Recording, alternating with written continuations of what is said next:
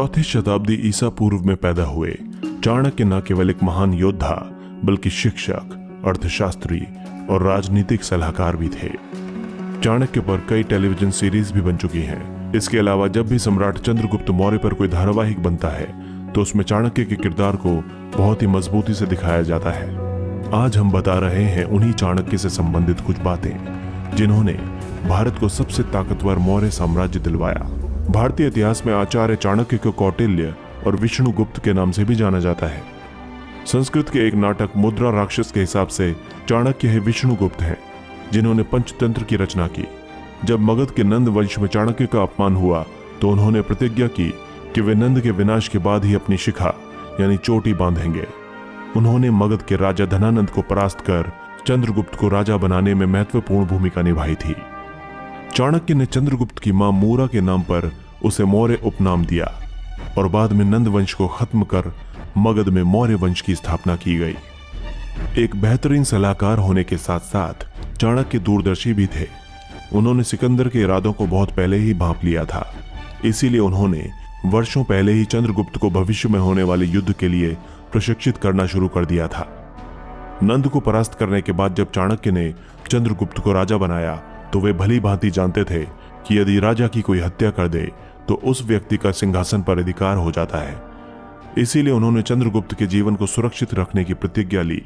किसी हथियार से चंद्रगुप्त की जान लेना असंभव था क्योंकि वो एक कुशल योद्धा था, पर हो सकता था कि उसे कभी जहर दिया जाए। कहा जाता है कि इसीलिए चाणक्य चंद्रगुप्त के खाने में थोड़ा थोड़ा जहर मिलाने लगे ताकि किसी भी तरह के विष के प्रति चंद्रगुप्त के शरीर में प्रतिरोधक क्षमता पैदा हो जाए। इस जहर की खुराक हर रोज थोड़ी थोड़ी मात्रा में बढ़ा दी जाती थी। अनजाने में एक बार चंद्रगुप्त ने अपने भोजन का एक निवाला रानी दुर्धरा को खिला दिया, जो उस समय गर्भवती थी। उनका प्रसव होने में केवल 7 दिन बचे थे। निवाला खाते ही रानी जहर के चलते बेहोश हो गईं। बताया जाता है कि उत्तराधिकारी को बचाने के लिए चाणक्य ने रानी के पेट को चीरकर बच्चे को बाहर निकाल लिया। हालांकि जहर की एक बूंद बच्चे के माथे को छू गई थी, जिससे एक बिंदु पड़ गया और इसीलिए बच्चे को बिंदुसार नाम दिया गया। एक बार एक ग्रीक एथनोग्राफर चाणक्य से मिलने आए।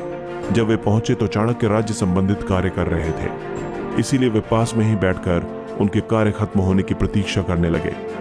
जैसे ही काम खत्म हुआ तो चाणक्य ने पास में जल रहे एक दिए को बुझा दिया, फिर एक दूसरा दिया जलाया। जब उनसे इस बारे में पूछा गया तो उन्होंने बताया कि वो दिया राज्य का था, इसीलिए उसे राज्य के काम के वक्त ही इस्तेमाल किया जाना चाहिए।